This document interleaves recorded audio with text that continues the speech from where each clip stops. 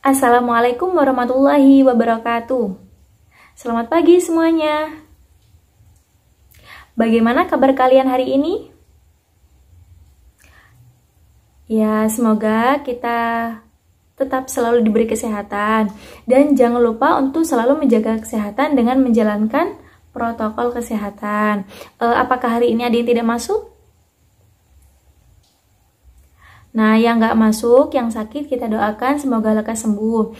Yang nggak masuk atau karena tidak masuk karena nggak ada alasan atau alfa, semoga cepat diberi hidayah dan kembali belajar bersama kita di pembelajaran biologi. Nah, dimohon untuk ketua kelasnya mencatat nama-nama teman-temannya yang nggak masuk dan ditulis karena apa. Absensi itu akan menjadi nilai tambah kalian ya. Nah, hari ini Bu Viva akan menemani pembelajaran biologi kelas 12. Terkait materi apa hari ini? Terkait materi mutasi. Jadi, di pembelajaran pada pagi hari ini kita akan belajar tentang macam-macam mutasi berdasarkan pada tempatnya maupun berdasarkan pada tingkatannya. Nah, sebelum kita memulai pembelajaran biologi pada pagi hari ini, alangkah baiknya kita berdoa terlebih dahulu agar supaya pembelajaran pada pagi hari ini diberi kelancaran dan diberi kemudahan dalam mempelajarinya. Sebelum kita memulai pembelajaran, berdoa dimulai.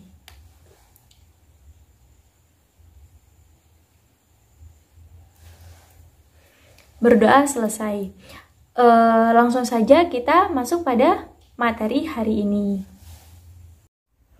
Adapun tujuan pembelajaran pada pagi hari ini, yakni yang pertama, siswa mampu menjelaskan mutasi berdasarkan tempat terjadinya.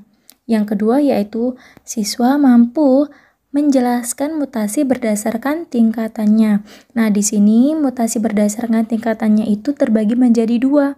Yang pertama yaitu mutasi gen dan mutasi kromosom.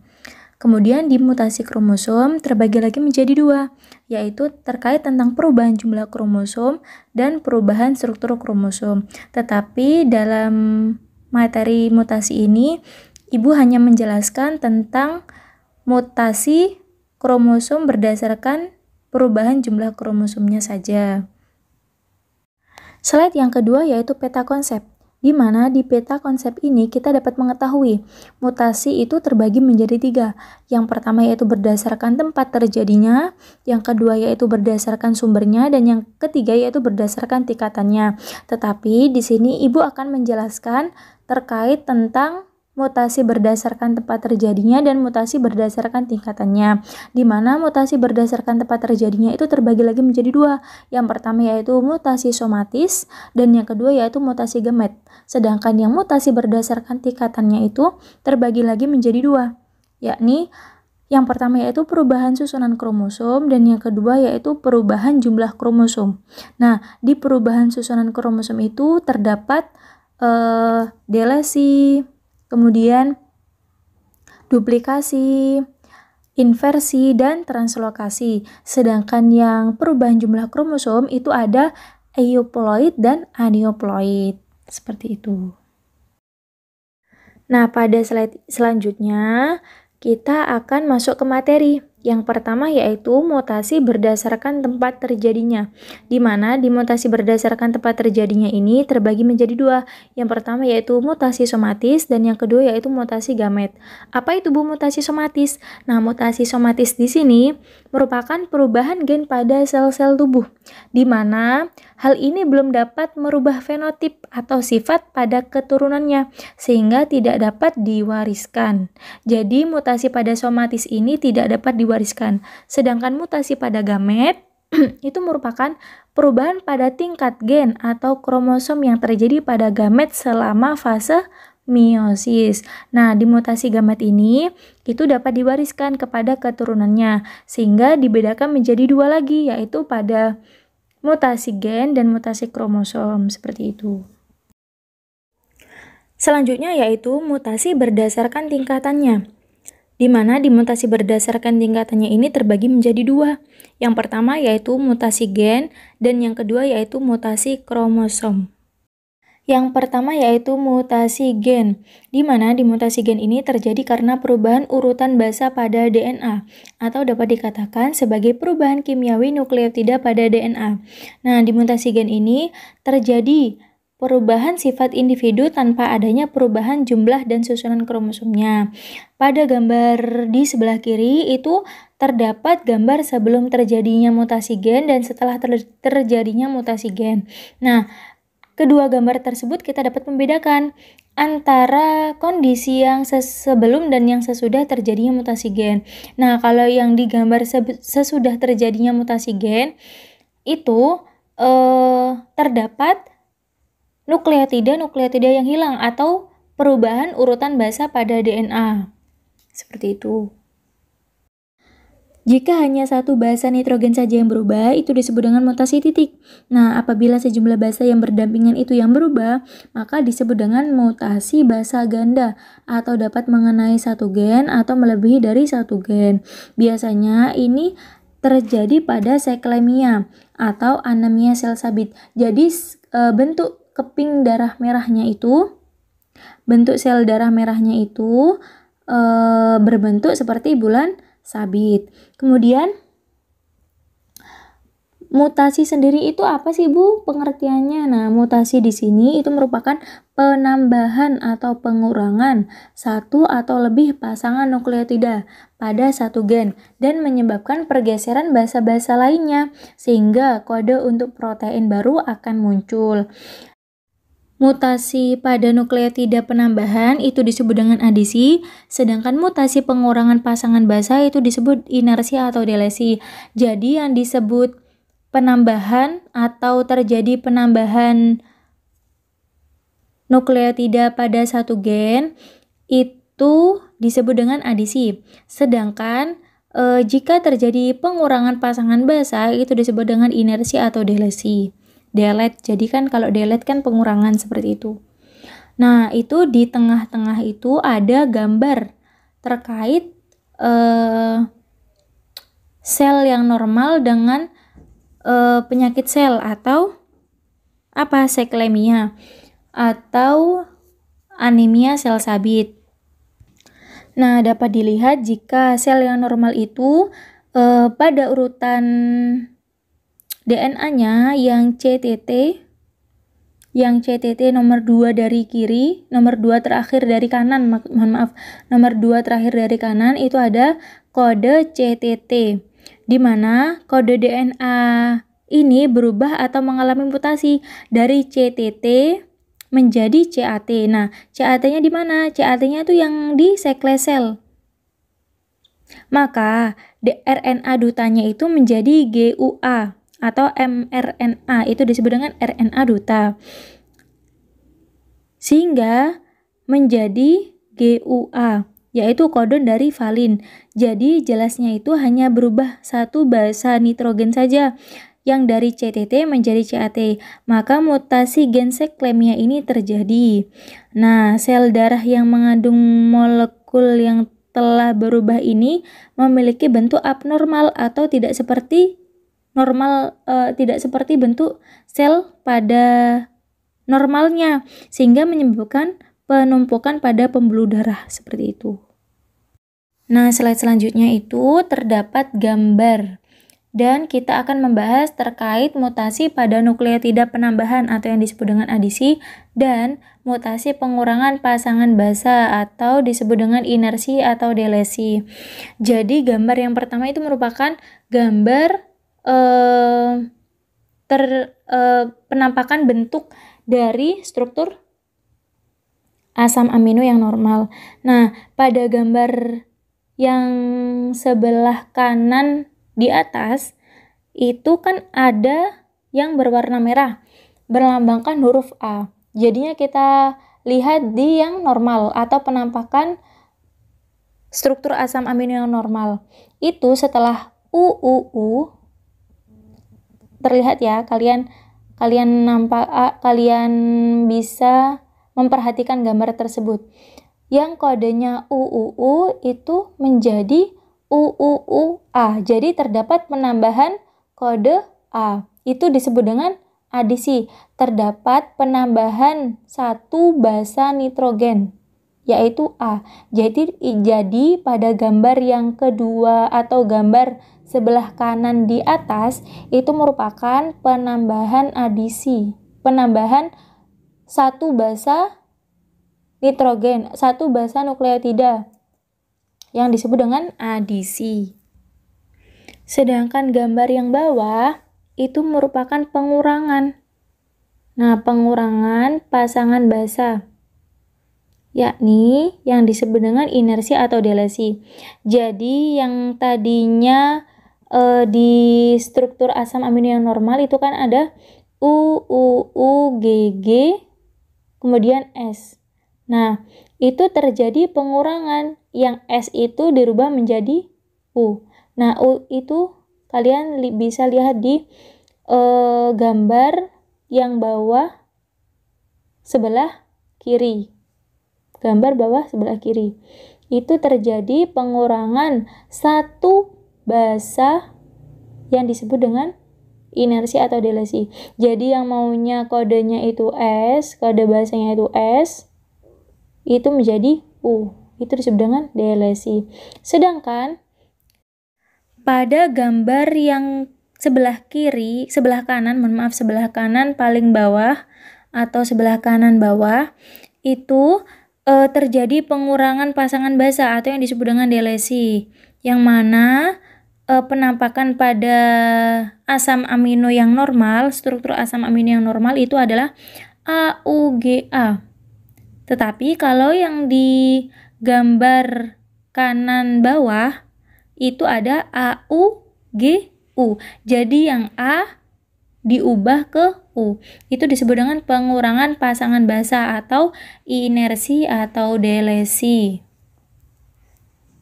Jadi jelas ya, kalau yang disebut dengan penambahan atau adisi itu terdapat penambahan pasangan basa. Kemudian kalau misalkan yang pengurangan pasangan basa itu terdapat pengurangan satu basa saja, yang disebut dengan delesi atau inersi. Yang kedua yaitu mutasi kromosom, di mana mutasi kromosom di sini merupakan perubahan susunan atau jumlah kromosom pada suatu makhluk hidup yang menyebabkan perubahan fisik individu itu. Jadi terjadinya perubahan jumlah kromosom di dalam satu individu, di dalam suatu makhluk hidup juga bisa, itu akan menyebabkan perubahan pada fisik.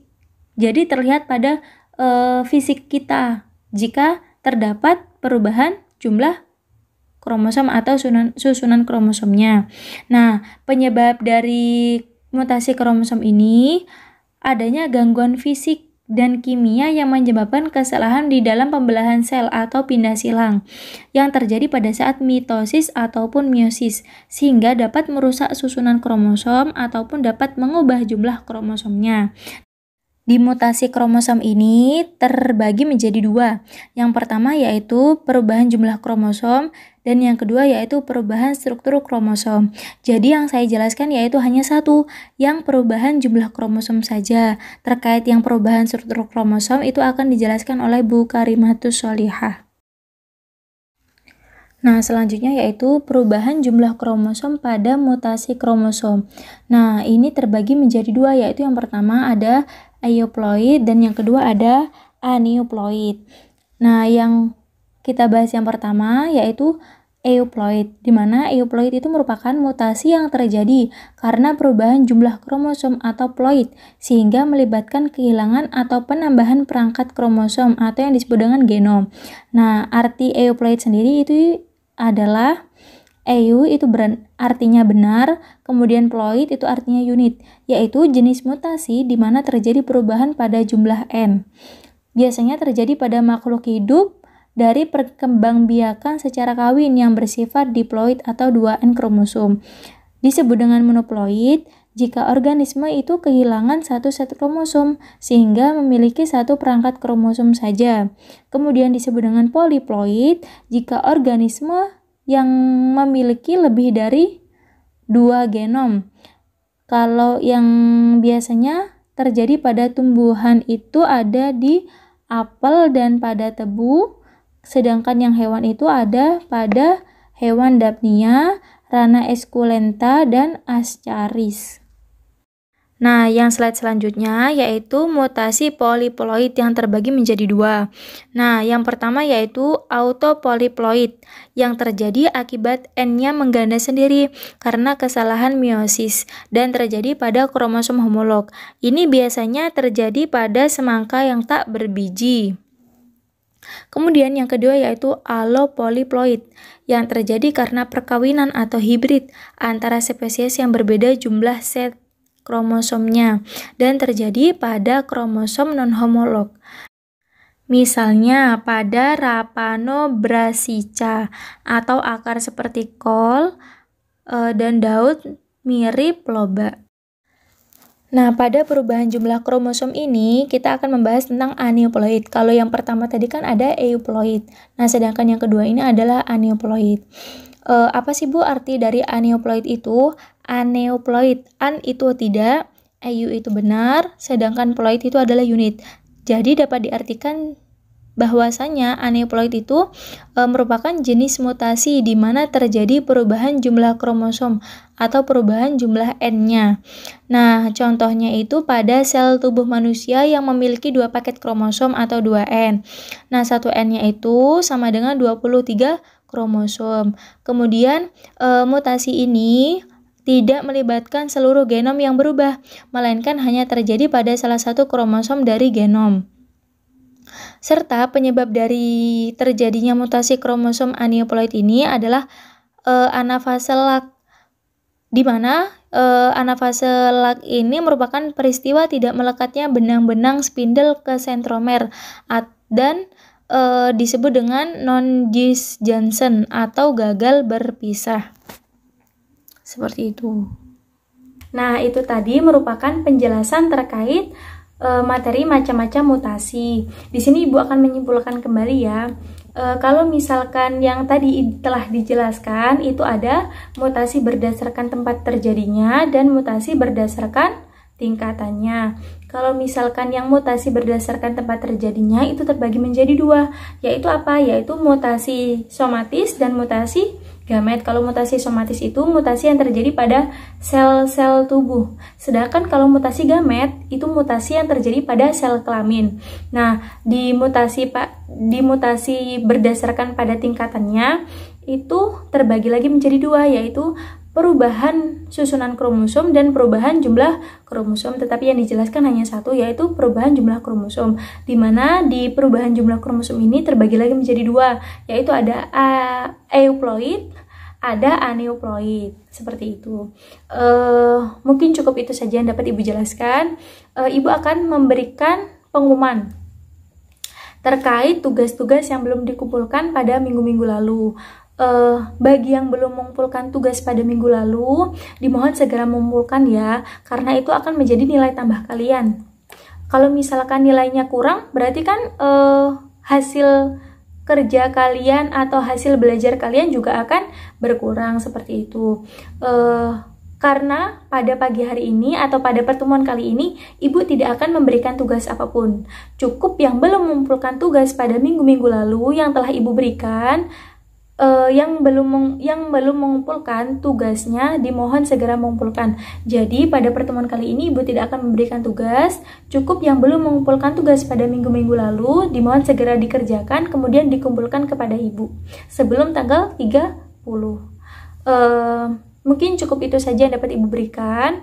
Kurang lebihnya mohon maaf. Jika ada pertanyaan terkait materi hari ini atau terkait materi macam-macam mutasi, bisa menghubungi Ibu lewat WhatsApp ataupun Telegram. Kurang lebihnya mohon maaf. Jangan lupa untuk mengumpulkan tugasnya ya. Ya, bagi yang belum. Ibu akhiri, wassalamualaikum warahmatullahi wabarakatuh. Terima kasih, selamat belajar semuanya.